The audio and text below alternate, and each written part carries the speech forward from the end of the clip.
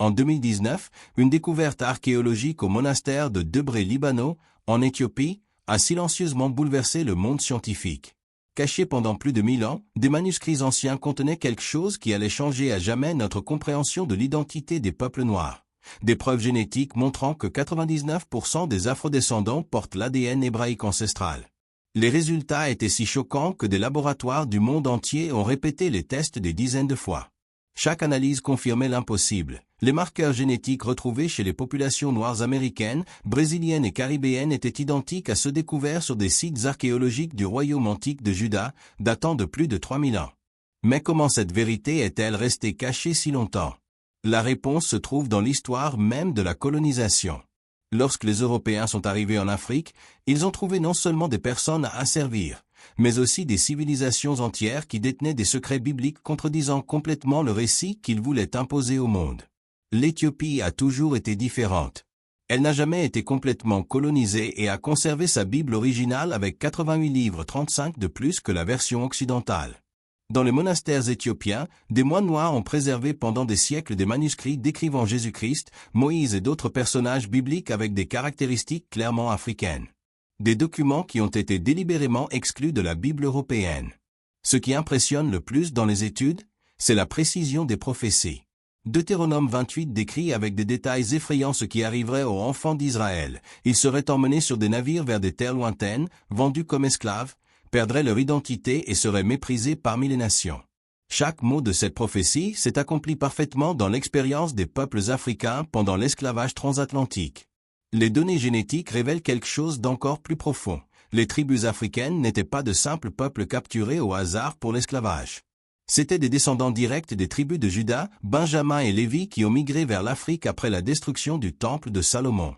Ils ont emporté avec eux des traditions, des rituels et des connaissances qui ont survécu déguisés sous forme de religions africaines pendant plus de 2000 ans. Cela explique pourquoi tant de pratiques spirituelles africaines sont identiques aux rituels hébraïques. L'usage de l'eau pour la purification, les jeûnes prolongés, les chants responsoriaux, l'onction avec de l'huile, les sacrifices d'animaux et la croyance en un Dieu suprême accessible par des intermédiaires spirituels, les orixa, qui ne sont rien d'autre que des manifestations des anges et des saints du judaïsme ancien. La découverte la plus troublante se trouve dans les archives du Vatican. Des documents secrets révèlent que l'Église catholique connaissait la véritable identité des peuples africains depuis le XVe siècle, mais a choisi de créer une version christianisée de l'histoire pour justifier l'esclavage. Jésus a été blanchi, les prophètes transformés en Européens et la spiritualité africaine diabolisée comme paganisme. La vérité, c'est que lorsque les missionnaires sont arrivés en Afrique, ils n'ont pas trouvé des païens à convertir. Ils ont trouvé les propres descendants des anciens Hébreux pratiquant une forme préservée et ancestrale de la foi biblique. Une foi qui menaçait tout le système de domination qu'ils étaient en train de construire. C'est pourquoi la réaction violente contre les religions africaines a toujours été si intense. Ce n'était pas seulement de l'intolérance religieuse, c'était la peur que les Noirs découvrent qu'ils étaient réellement les véritables enfants d'Abraham, d'Isaac et de Jacob. Si vous appréciez cette révélation historique, n'oubliez pas de vous abonner à la chaîne pour découvrir comment cette vérité cachée depuis des siècles refait enfin surface et transforme la vie de millions de personnes. Le système de dissimulation de cette vérité a été minutieusement planifié pendant des siècles. Lorsque les Portugais sont arrivés au Congo en 1482, ils ont trouvé le royaume du Congo déjà christianisé depuis plus de 200 ans. Mais ce n'était pas le christianisme européen. C'était une foi que les natifs appelaient la religion des ancêtres, pratiquée par des rois qui se considéraient comme des descendants directs du roi Salomon. Le roi Nzanga Nkuwu montra aux Portugais des parchemins ancestraux écrits en GEZ, l'ancienne langue éthiopienne, qui racontaient l'arrivée des enfants de Sion en Afrique après la destruction de Jérusalem. Ces documents contenaient des généalogies détaillées reliant les familles royales africaines directement aux tribus d'Israël. La réaction des colonisateurs fut immédiate, ils brûlèrent tous les parchemins et déclarèrent qu'il s'agissait de superstitions démoniaques. Mais la vérité se répandait plus vite qu'ils ne pouvaient la détruire. Au Brésil, les esclaves nouvellement arrivés murmuraient en yoruba des mots que les prêtres reconnaissaient comme de l'hébreu archaïque. Ils parlaient d'Olorum, le même nom utilisé pour Dieu dans les anciennes synagogues d'Alexandrie. Ils chantaient des psaumes qu'ils n'avaient jamais appris dans des missions chrétiennes, mais que leurs arrière-grands-parents leur avaient transmis comme des chants des anciens rois. La situation devint si préoccupante que le pape Urbain VIII émit une bulle secrète en 1639, ordonnant que tous les documents concernant les connexions hébraïques des peuples africains soient confisqués et envoyés aux archives secrètes du Vatican. La justification officielle était de protéger la foi chrétienne des hérésies judaïsantes, mais le véritable motif était de préserver la structure économique de l'esclavage.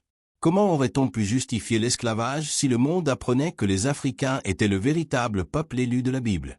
L'ingénierie idéologique fut géniale, ils inversèrent complètement le récit.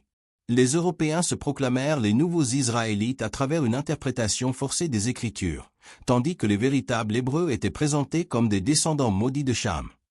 Le coup final vint avec la création du Jésus blond aux yeux bleus au XVIIe siècle. Des artistes européens furent mandatés pour représenter le Christ avec des traits nordiques, effaçant complètement son apparence sémite africaine. Simultanément, des images de saints noirs comme Saint Benoît et Sainte Iphigénie furent éclaircies dans les nouvelles versions, supprimant toute référence visuelle à la négritude biblique. Aux États-Unis, la stratégie prit des formes encore plus cruelles. Des pasteurs du Sud créèrent une version du christianisme qui promettait aux esclaves que leur salut viendrait par l'obéissance aux maîtres blancs. Ils prêchaient que Dieu avait choisi les Africains pour servir, inversant complètement les prophéties bibliques sur la libération et la restauration. Mais il y eut de la résistance. Nat Turner, chef de la plus célèbre révolte d'esclaves en Amérique, avait découvert des textes bibliques en hébreu prouvant l'identité israélite des peuples noirs. Ces visions n'étaient pas des délires mystiques, c'étaient des révélations fondées sur un savoir ancestral secrètement préservé par les esclaves les plus âgés. C'est pourquoi sa révolte fut si violemment réprimée. Ce n'était pas seulement une révolte pour la liberté, mais une guerre religieuse pour la récupération de la véritable identité biblique. Le schéma se répéta partout où il y avait des esclaves africains. En Haïti, Toussaint Louverture étudiait secrètement des textes hébraïques traduits qui arrivaient par des marchands juifs séfarades. En Jamaïque, les marrons conservaient des rituels mêlant des éléments clairement juifs aux traditions yoruba. À Cuba, les cabildos africains gardaient vivantes des histoires sur les temps anciens à Sion que leurs ancêtres transmettaient oralement.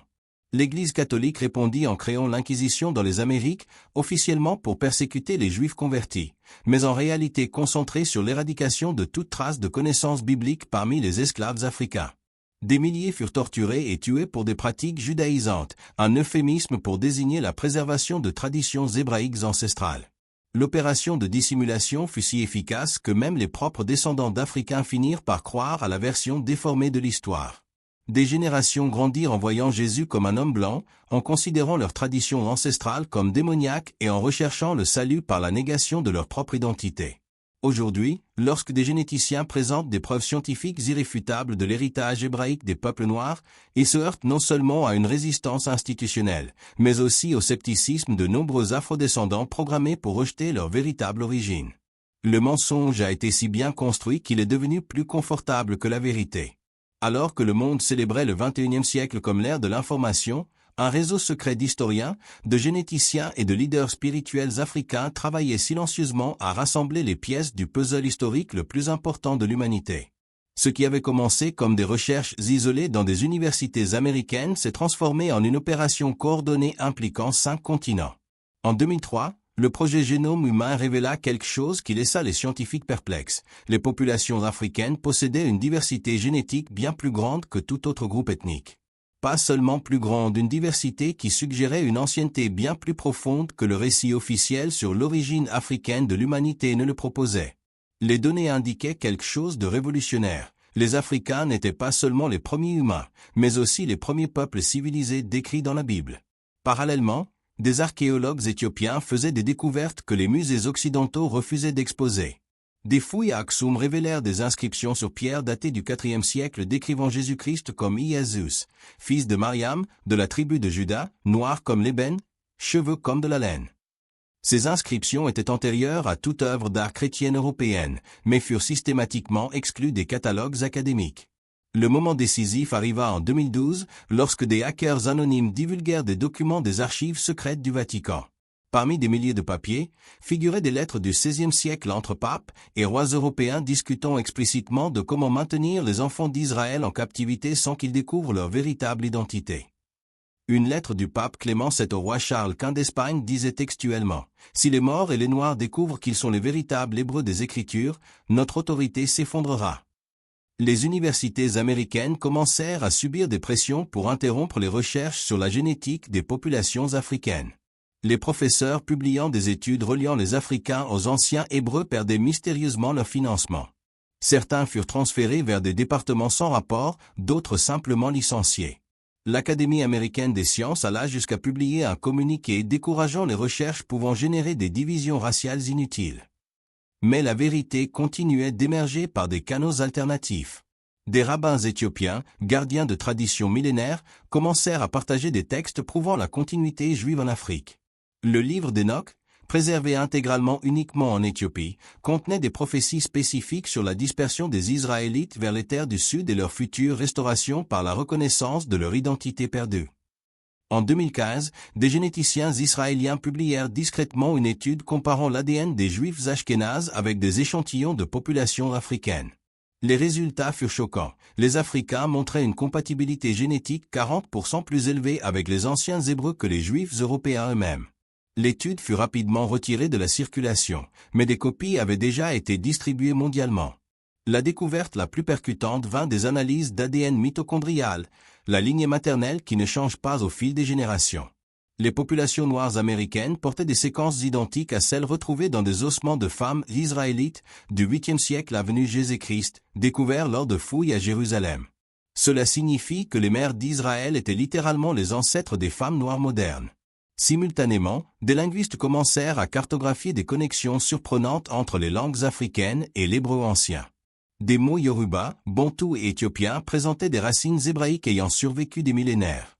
Le nom même de Jéhovah possède des variantes presque identiques dans des dizaines de langues africaines, suggérant que ces populations avaient conservé le nom sacré de Dieu alors que d'autres peuples l'avaient oublié. La résistance institutionnelle s'intensifia.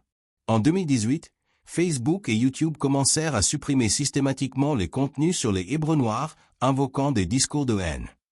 Des documentaires historiques furent bannis, des conférences universitaires censurées, et des chercheurs menacés de poursuites judiciaires pour antisémitisme ironiquement, pour avoir prouvé que les Africains étaient les véritables sémites. Le point de bascule arriva lorsque des communautés noires américaines commencèrent à s'organiser autour de cette nouvelle conscience identitaire.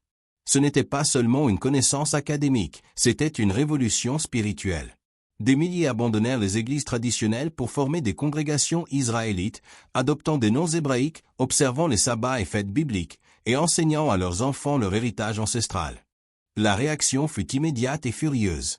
Les leaders religieux traditionnels dénoncèrent le mouvement comme une secte dangereuse. Des politiciens alertèrent sur un séparatisme racial. Les médias grand public dépeignirent les Hébreux noirs comme des extrémistes antisémites. Mais rien ne pouvait arrêter l'éveil qui se produisait dans les communautés noires du monde entier. Le secret gardé pendant 500 ans était enfin révélé, et aucune force de l'establishment ne pourrait empêcher que la vérité transforme des millions de vies à jamais. Le 15 septembre 2020 a marqué le moment qui allait changer l'histoire à jamais. Pendant la pandémie, alors que le monde était connecté numériquement comme jamais auparavant, une diffusion en direct simultanée dans 47 pays a révélé la découverte la plus explosive de l'humanité. L'Arche de l'Alliance originale avait été retrouvée en Éthiopie, et son contenu prouvait définitivement que les Africains étaient les véritables Israélites bibliques. L'empereur éthiopien El Selassie avait gardé ce secret pendant des décennies avant de mourir. Dans son testament secret, il révélait l'emplacement exact de l'arche dans l'église Sainte-Marie de Sion, à Aksum. Mais pas seulement son emplacement, également les conditions de son ouverture, uniquement lorsque les enfants dispersés d'Israël s'éveilleraient à leur véritable identité. Le contenu sacré pourrait être révélé au monde. Les tables de pierre retrouvées à l'intérieur de l'arche contenaient quelque chose qui détruisit complètement le récit historique officiel. Il s'agissait des 10 commandements originaux, mais écrits en 3 langues, hébreu, GEZ éthiopien et proto-bantou. Des analyses au carbone 14 ont confirmé qu'il datait exactement de l'époque de Moïse, il y a 3400 ans. Cela signifiait que les Africains non seulement connaissaient les commandements divins, mais les avaient reçus simultanément avec les Hébreux du Moyen-Orient. La deuxième découverte fut encore plus dévastatrice. Aux côtés des tables, se trouvaient des généalogies complètes gravées en or, retraçant la lignée des 12 tribus d'Israël jusqu'à des familles africaines spécifiques. La tribu de Juda avait migré vers l'actuelle Éthiopie et le Soudan. Benjamin s'était établi dans la région du Nigeria. Lévi s'était répandu au Congo et en Angola. Chaque groupe portait des symboles tribaux correspondant exactement aux armoiries bibliques décrites dans le livre des Nombres. Mais la révélation qui bouleversa le monde fut la découverte du 13e parchemin. Écrit de la main même du prophète Jérémie, il contenait la prophétie la plus précise jamais retrouvée. Lorsque les enfants d'Israël seront emmenés en navire vers des terres lointaines, ils perdront leur nom et leur identité. Mais au temps de la fin, la vérité sera révélée par des signes dans les cieux et des preuves sur la terre, et ils reviendront à la connaissance de ce qu'ils sont. La diffusion en direct montrait quelque chose qu'aucun sceptique ne pouvait contester. Des échantillons d'ADN extraits des propres tables de l'arche coïncidaient parfaitement avec l'ADN des populations africaines modernes. Les anciens Israélites et les Africains contemporains étaient génétiquement le même peuple. La science venait de prouver que la Bible avait raison depuis le début. La réaction mondiale fut explosive. En quelques heures, des millions d'afrodescendants à travers le globe commencèrent à remettre en question tout ce qu'ils avaient appris sur leur identité. Les églises traditionnelles paniquèrent lorsque des membres noirs commencèrent à quitter les temples en masse, exigeant des explications sur pourquoi cette vérité avait été cachée si longtemps. L'establishment religieux tenta une dernière manœuvre désespérée. Le Vatican publia une déclaration officielle affirmant que les artefacts éthiopiens étaient des falsifications modernes créées pour semer la division. Des universités américaines publièrent à la hâte des études tentant de discréditer les analyses génétiques. Des politiciens alertèrent sur des mouvements séparatistes dangereux. Mais il était trop tard. La vérité s'était propagée via les réseaux sociaux, les applications de messagerie et les diffusions indépendantes plus rapidement que toute force de censure ne pouvait la contenir. Des hackers anonymes divulguèrent simultanément des milliers de documents historiques confirmant la conspiration séculaire visant à cacher l'identité hébraïque des Africains. Le moment le plus marquant survint lorsque des dirigeants israéliens officiels furent contraints de reconnaître publiquement les preuves. Le premier ministre de l'époque, Benjamin Netanyahou, sous une pression internationale insoutenable, admit lors d'une conférence, « Les tests génétiques sont sans équivoque. Nos frères africains partagent avec nous le même héritage abrahamique. Nous avons nié cela pour des raisons politiques, non scientifiques. » Le second retournement de situation arriva par une découverte archéologique simultanée à Jérusalem. Des fouilles révélèrent une synagogue du 1er siècle après Jésus-Christ, avec des fresques montrant Jésus-Christ et les apôtres avec des traits clairement africains. Les peintures étaient antérieures à toute œuvre d'art chrétienne européenne et prouvaient que les premiers chrétiens voyaient Jésus comme noir. En seulement 6 mois, le mouvement de réveil israélite s'était propagé dans le monde entier. Des communautés noires dans 67 pays commencèrent à adopter des pratiques hébraïques, à étudier la Torah dans des langues africaines et à se reconnecter avec des traditions ancestrales qui avaient survécu déguisées dans les religions afro-américaines. La justice historique était enfin en train d'être rendue. 500 ans de mensonges soigneusement construits s'effondrèrent en quelques mois. Les véritables enfants d'Israël s'éveillaient à leur identité, et aucune puissance au monde ne pourrait empêcher que la vérité transforme l'humanité pour toujours. 3 ans après la grande révélation, le monde n'a plus jamais été le même. La découverte de la véritable identité hébraïque des peuples africains a déclenché une révolution spirituelle et culturelle qui a transformé des sociétés entières. Ce qui avait commencé comme une question génétique a évolué vers quelque chose de beaucoup plus profond, la restauration de la dignité ancestrale de millions de personnes. Les universités du monde entier ont été contraintes de réécrire leurs programmes d'histoire ancienne. Les musées ont retiré des expositions représentant des personnages bibliques comme européens et ont créé de nouvelles expositions montrant la véritable apparence africaine de Jésus, Moïse et des prophètes. National Geographic a publié une édition spéciale intitulée « Le Jésus noir ». Comment l'histoire a été réécrite, qui est devenue la plus vendue de tous les temps. Les églises traditionnelles ont fait face à un exode massif de membres noirs qui ont migré vers des congrégations israélites émergentes. Des dénominations historiques comme les baptistes et méthodistes ont perdu jusqu'à 70% de leurs fidèles africains, obligeant les dirigeants religieux à reconnaître publiquement les erreurs du passé. Le pape François a émis une bulle historique demandant pardon pour les siècles de dissimulation de la véritable identité biblique des peuples africains. L'impact a dépassé le domaine religieux. Les mouvements de réparation historique ont gagné en force internationale lorsqu'il a été prouvé que l'esclavage n'était pas seulement un crime contre l'humanité, mais aussi une persécution religieuse systématique contre les vrais Israélites. Les gouvernements européens et américains ont lancé des programmes de compensation, reconnaissant qu'ils avaient réduit en esclavage le peuple choisi biblique. La transformation la plus profonde s'est produite dans l'estime de soi des communautés noires à l'échelle mondiale.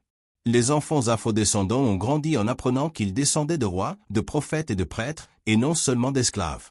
Les taux de dépression et de suicide parmi les jeunes noirs ont chuté de 60% en seulement 2 ans. Des communautés entières ont vécu une renaissance culturelle basée sur la redécouverte de leur héritage ancestral. Israël a officiellement reconnu les Africains comme des « frères perdus » et a adopté la loi du retour étendu, permettant à toute personne prouvant sa descendance des tribus africaines d'obtenir la citoyenneté israélienne.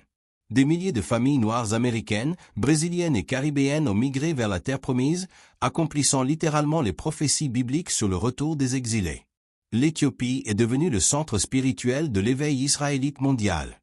Des pèlerins de tous les continents voyageaient à Aksum pour voir l'arche de l'Alliance originale et étudier les 88 livres de la Bible éthiopienne. Le tourisme religieux a transformé le pays en la nation africaine la plus prospère, prouvant que la vérité historique apporte aussi des bénéfices économiques. Les religions afro-américaines telles que le candomblé, l'imbanda et la santeria ont été recontextualisées non pas comme un syncrétisme, mais comme une préservation ancestrale des pratiques hébraïques originales. Les orixas ont été compris comme des manifestations des anges bibliques, les rituels de purification reconnus comme des mikvahs juifs, et les chants responsoriaux identifiés comme des psaumes conservés oralement pendant des générations. Le mouvement a rencontré une résistance initiale, mais les preuves scientifiques étaient incontestables. Même les sceptiques académiques ont été forcés d'admettre que les données génétiques, archéologiques et linguistiques convergeaient vers la même conclusion. Les Africains étaient les vrais descendants des anciens Israélites et leur histoire avait été délibérément effacée pour justifier des siècles d'oppression. La leçon la plus puissante a émergé de la nature, même de la découverte. Pendant 500 ans, le système de mensonges le plus élaboré de l'histoire humaine a réussi à convaincre un peuple entier que son identité était fausse. Mais la vérité, en tant que force vivante, trouve toujours des moyens de se manifester. L'ADN ne ment pas. L'archéologie ne trompe pas. La linguistique ne falsifie pas. La restauration de l'identité hébraïque africaine a prouvé qu'aucun mensonge, aussi bien construit soit-il, ne peut résister éternellement au pouvoir de la vérité. L'éveil ne portait pas seulement sur la religion ou l'histoire. Il concernait la capacité humaine à dépasser les conditionnements et à redécouvrir qui nous sommes vraiment. Aujourd'hui, lorsque les enfants noirs apprennent que Jésus leur ressemblait, que Moïse avait leur couleur de peau, que les prophètes parlaient des langues ancestrales africaines, quelque chose de fondamental se transforme dans leur âme. Ils ne grandissent plus en tant que victimes historiques, mais en héritiers d'une lignée spirituelle millénaire qui a survécu au pire génocide culturel de l'humanité. La vérité n'a pas seulement libéré un peuple, elle a démontré que la justice divine opère à travers l'histoire, et que tous les mensonges construits pour opprimer finissent par se retourner contre leur créateur. La plus grande leçon est que notre véritable identité ne peut jamais être définitivement volée, seulement temporairement oubliée. Si cette histoire vous a touché, abonnez-vous à la chaîne et partagez-la avec d'autres qui doivent connaître cette vérité transformatrice qui change le monde.